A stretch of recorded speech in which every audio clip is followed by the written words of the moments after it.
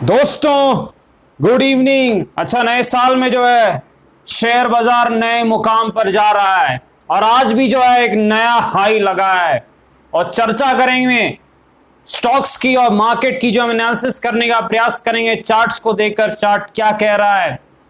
तो स्वागत है आपका आपके अपने चैनल टीके मनी में। मेरा नाम है Tribhuvan NSM certified in equity derivatives में। और जो नए लोग हैं वो टेलीग्राम चैनल पर आ सकते हैं, वो टीके मनी सर्च कर सकते हैं। 3600 मेंबर हैं, आपको सिर्फ टीके मनी सर्च करना है और आप जो है टेलीग्राम पर ज्वाइन कर सकते हैं। और जो है अगर आपको फ्री में डीमैट और जो है ट्रेडिंग अकाउंट ओपन करनी है, काफी बेनिफिट्स हैं, नीचे डिस्क्रिप्शन में लिंक है, आप लिंक से क्लिक करके अकाउंट ओपन कर सकते हैं। और तीसरी चीज, अगर आपको इंस्टाग्राम पर मुझे फॉलो करना है, आप नीचे दी गई लिंक से आप फॉलो कर सकते हैं। चलिए चर्चा की शुरुआत करते हैं। सबसे इंपॉर्टेंट है मार्केट। देखिए निफ्टी की चर्चा करेंगे सबसे पहले। 5 मिनट का चार्ट मैंने लगा दिया है। देखिए एनालिसिस के लिए आपको पता है हम 5 मिनट और 15 मिनट के चार्ट का इस्तेमाल करते हैं, पर ट्रेडिंग के लिए 1 मिनट का मैं बताऊंगा आपको।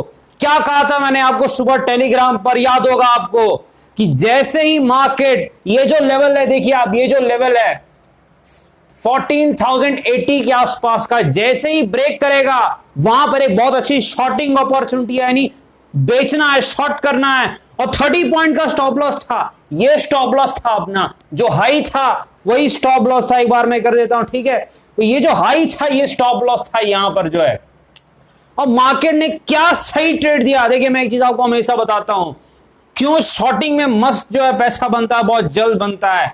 मार्केट हमेशा ऊपर जाता है, धीरे धीरे नीचे आता है, बहुत तेजी से। आपको पता है, बिल्कुल सिंपल सी थ्योरी आपको पता है कि मार्केट सीढ़ियों के द्वारा जो है ऊपर जाता है, लेकिन नीचे तो वो एलिवेटर से ही आता है। सीधे लिफ्ट में गया और सीधे नीचे वाले जो है वहां पर आ जाता है। याद रखेगा इस चीज को। और वही हुआ बिल्कुल 10 मिनट के अंदर, आप देखिए। और बिल्कुल यहां आसपास जो है मैंने कहा profit booking, book profits clear Telegram पर आप 11 बजे चेक कर सकते हैं। क्यों कहा था, लॉजिक क्या था उसके पीछे का, सपोर्ट था 13,960 के आसपास एक सपोर्ट था। आप देखिए 960 के आसपास कुछ गया है, क्या लो लगाया है जिसने, एक बार मैं चेक कर लूं। देखिए 962 या कुछ इस आसपास का लो है। तो मैंने कहा बुक प्रॉफिट्स 11 बजे, क्योंकि सपोर्ट आ गया। एक बार हम चेक करते कि भाई सपोर्ट टूटेगा कि नहीं। सपोर्ट टूटता फिर से ठोकते, लेकिन सपोर्ट नहीं टूटा और मैंने वहां पर कह दिया क्लियर बुक प्रॉफिट्स। और फिर देखिए क्या हुआ, मार्केट रिवर्स गया और उसके बाद मार्केट ने जो है आप देखिए दिन के हाई पर जाकर के क्लोजिंग दी है। निफ्टी चला है, क्योंकि निफ्टी आईटी चला है, आईटी स्टॉक्स चले हैं। मैंने कहा आईटी स्टॉक्स बहुत मजबूत है, आपको ही पता है, ये जो लॉकडाउन इश्यूज के कारण काफी फायदा हो रहा है इनको। लेकिन बैंकिंग स्टॉक्स जबरदस्त जो है वो नहीं चल पाए, वो फ्लैट से मेरे ख्याल से हल्के से पॉजिटिव या नेगेटिव रहे होंगे बैंकिंग जो स्टॉक्स हैं। देखिए अब जो एनालिसिस आगे की हमारी क्या रहेगी, मैं एक चीज आपको बता दूं, 9 दिन से मार्केट भागा हुआ है।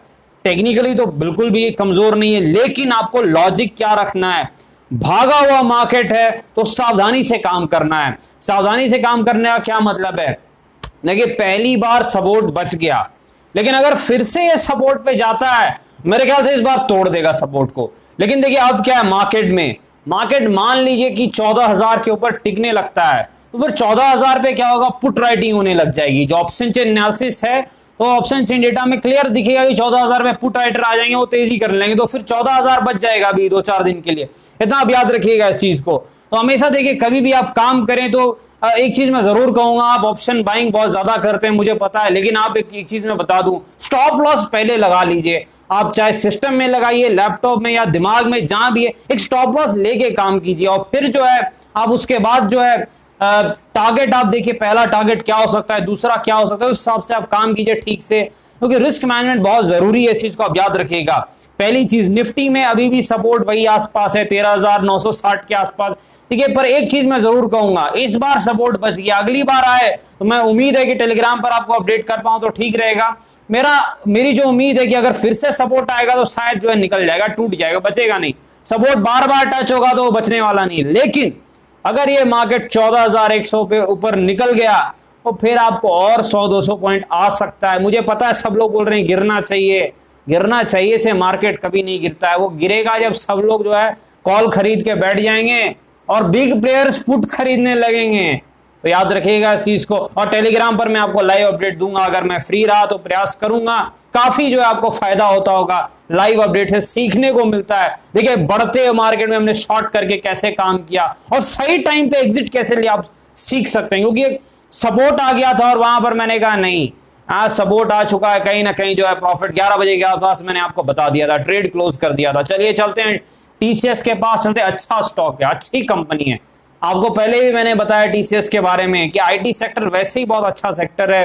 ये इश्यूज के कारण, वायरस के कारण जो लॉकडाउन है, अनसर्टिनिटी है, तो सब लोग, ज्यादातर लोग मेरे ख्याल से अभी भी जो है, ऐसा नहीं है मजबूरी में ही लोग बाहर निकल रहे हैं, काम है तो अलग बात है, लेकिन उतना ज्यादा अभी भी जो है पहले जैसा नहीं हो गया कि लोग बाहर निकल रहे हैं। तो जो आईटी स्टॉक्स है, आईटी कंपनीज को जो है प्रॉफिट बढ़ रहा है, इनका प्रॉफिट मार्जिन बढ़ रहा है, इस कारण से जो आईटी स्टॉक्स रॉकेट बने हुए हैं। सिंपल सी लॉजिक है, आपको ही पता है, कोई बड़ी बात नहीं। सारा काम अभी लैपटॉप, कंप्यूटर, मोबाइल पर ही चल रहा है। आप देख रहे हैं हर चीज जो है, तो क्लास भी आप देख रहे हैं बच्चों के हो चाहे किसी के भी हो, सारी चीजें वहीं पे हो रही है। ये ऑनलाइन का खेल हो गया है, तो उसमें फायदा हो रहा है इनको, किन्हीं को नुकसान हो रहा है, किन्हीं को फायदा हो रहा है, इनको फायदा हो रहा है। रॉकेट बन चुका है और हमेशा मैं कहता हूं अच्छा स्टॉक है। लेकिन एक चीज आपको याद रखनी है, डिविडेंड यील्ड भी अच्छा देते हैं, बाय बैक भी मेरे ख्याल से इन्होंने भी किया और विप्रो ने भी कुछ किया है, तो सारी चीजें अच्छी है, इसमें कोई शक नहीं है। बट और कैंडल अच्छा बना, भाग रहा है। लेकिन एक चीज आपको याद रखनी है, अगर आप बस में पहले से नहीं बैठे हैं तो दिक्कत ये होती है, अगर आप बीच में बस में बैठेंगे तो चांसेस है थोड़ा जो है दिक्कत हो सकती है। तो इस चीज को आप याद रखिएगा। मेरे ख्याल से अगर आपको किसी करेक्शन में, देखिए मैंने आपको क्या कहा था पिछली बार एनालिसिस में, मुझे याद है कि 2740 के ऊपर जैसे ही निकलेगा आपका ये जो है टीसीएस, अच्छा खासा भाग सकता है और 3000 के आसपास भी जा सकता है। तो मेरे ख्याल से उससे भी ऊपर चला गया है। लेकिन अब मेरे ख्याल से एक चीज है, अगर थोड़ा नीचे आ जाए टेक्निकली तो ज्यादा बेटर रहेगा। लेकिन वो चीज भाग रही है, तो आज भी काफी तेज भागा है, तो इसमें कोई शक नहीं है, टेक्निकली स्ट्रांग है।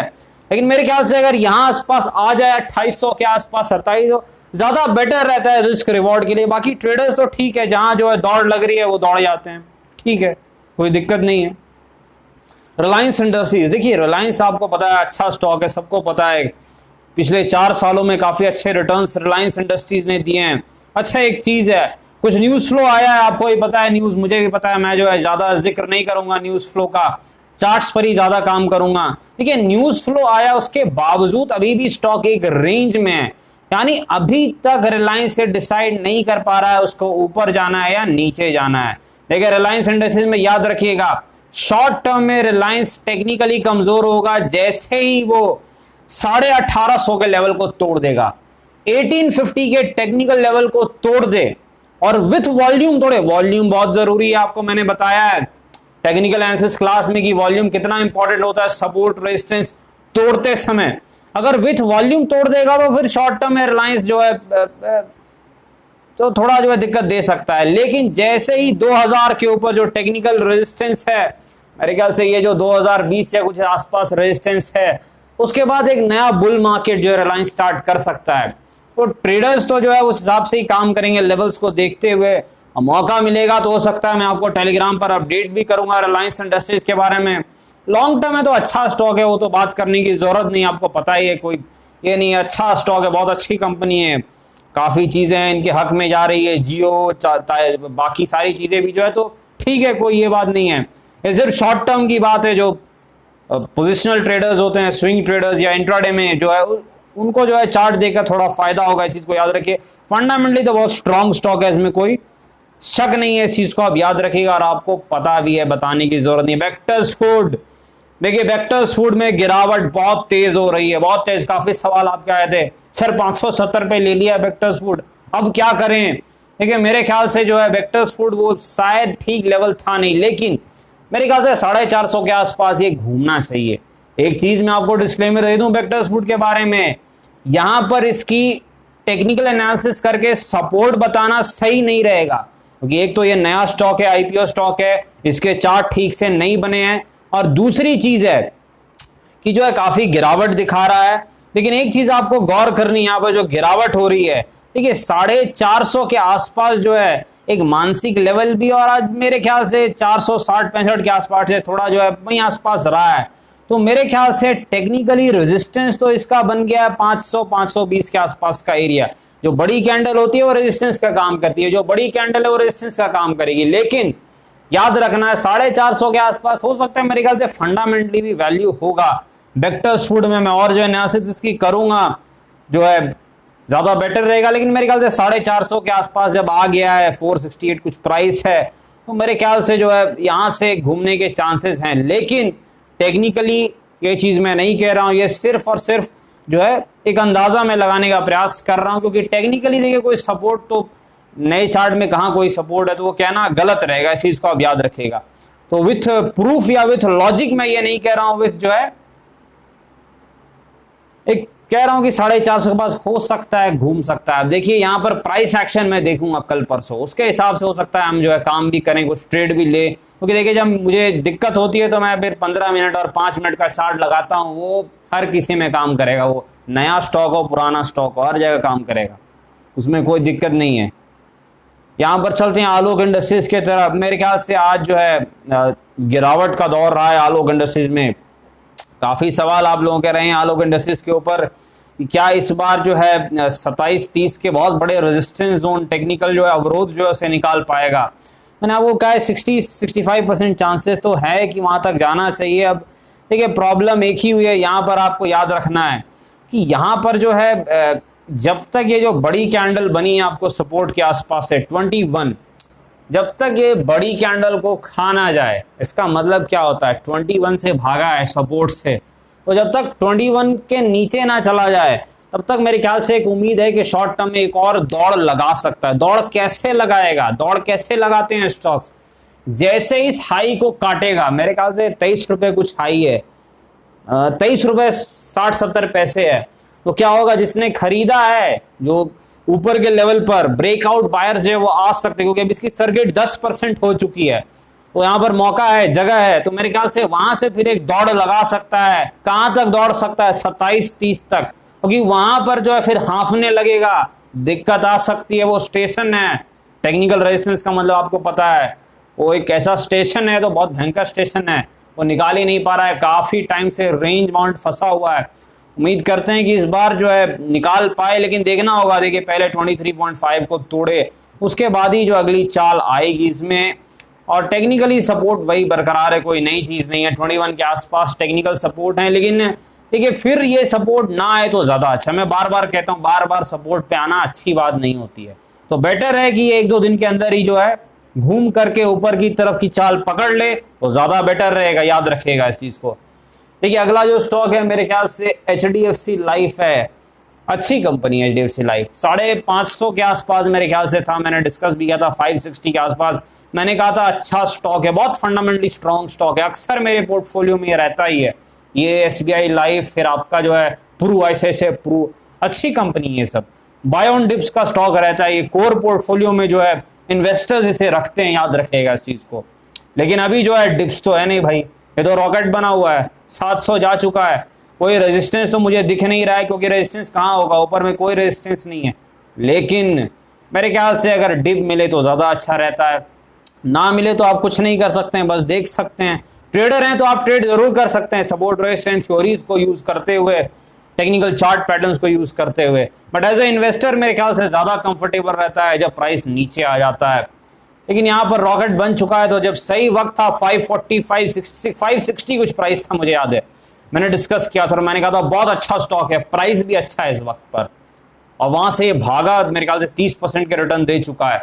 लेकिन अब मेरे ख्याल से अब ऊपर जा चुका है, तो उम्मीद करें कि नीचे आए तभी बेटर रहेगा, अदरवाइज दिक्कत हो सकती है। SBI कार्ड, याद होगा आपको SBI कार्ड जब गिरा था उस दिन रिजल्ट के बाद बहुत तीखी गिरावट दिखाई थी, मैंने आपको क्या कहा था, टेक्निकली SBI कार्ड में जो गिरावट है, याद रखिएगा एक टेक्निकल लेवल, जब तक 7 मेरे ख्याल से 760 कुछ लेवल था वो ना टूटे, SBI कार्ड क्षमता रखता है 850 जाने की, लेकिन SBI कार्ड 900 के आसपास जा चुका है। फंडामेंटली स्ट्रॉन्ग कंपनी है, मैंने पहले ही बताया था, अच्छा मैनेजमेंट है, ये जो बिजनेस है कार्ड का, जो बिजनेस है क्रेडिट कार्ड का, काफी ग्रोथ है इनके बिजनेस में, देखिए अच्छा स्टॉक है। और मेरे ख्याल से जो है 900 के आसपास कुछ रेजिस्टेंस, हाँ 923 के आसपास रेजिस्टेंस है, 920, 923 मेरे ख्याल से ये रेजिस्टेंस जोन ऊपर में दिख रहा है, तो अब ये रेजिस्टेंस के आसपास आ चुका है। वॉल्यूम मैंने इस वक्त लगाया नहीं है, शायद चार्ट से हटा दिया है, तो मेरे ख्याल से वॉल्यूम देखूंगा तभी मैं कुछ कंफर्म कर पाऊंगा कि रेजिस्टेंस टूटेगा, 1000 जाएगा या फिर यहां से गोता ला के फिर से 850 800 के तरफ चला जाएगा।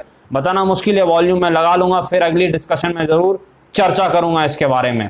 अच्छा स्टॉक है। नीचे जब था 770-80 मैंने आपको बताया था कि एक 766 जो है वो सपोर्ट बच जाए, मेरे ख्याल से 850 आ सकता है। यस बैंक फ्लैट है मेरे ख्याल से, यस बैंक में फ्लैट सी क्लोजिंग है, तो ठीक है, कोई बड़ी बात नहीं है। यहाँ पर जो है नॉर्मल सी जो है चाल चल रही है। यस बैंक की भी जो है रेंज बाउंड है, मैंने आपको पहले बता दिया है, कोई नई बात यस बैंक में बतानी ऐसी है नहीं। 16-15 के आसपास टेक्निकली कुछ सपोर्ट जोन दिख रहे हैं, चार्ट पर आप देख सकते हैं ये जो एरिया है, और मेरे ख्याल से 22-25 रेजिस्टेंस जोन है, तो आपको पता भी है, मुझे याद भी है, आपको भी याद हो गया होगा इतने दिनों से। इसी बीच में जो है बस चलते रहेगा स्टॉक, 22 के आसपास जाएगा, प्रॉफिट बुक कर लेंगे लोग, याद रखिएगा इस चीज़ को। होता है वैसे ही होगा जब तक वॉल्यूम ना आ जाए। अगर यहाँ पर फिर से वॉल्यूम आ गए तीखे और ऊपर की तरफ भाग गया तो फिर रेजिस्टेंस टूटेगा भाई, फिर टूट जाएगा, फिर नहीं बचेगा रेजिस्टेंस, क्योंकि अगर बायर इतना पावरफुल आ गया तब तो 22-25 निकल जाएगा। लेकिन मुझे लगता नहीं है, मेरे ख्याल से लगता है कि वहां पर रेजिस्टेंस आएगा। डिस्क्लेमर आपको पता है, वीडियो एजुकेशनल और इन्फॉर्मेशनल पर्पस है, कृपया फाइनेंशियल एडवाइजर से बातचीत करके ही निर्णय लें। काफी जोखिम है शेयर बाजार में, ध्यान से काम कीजिएगा। धन्यवाद।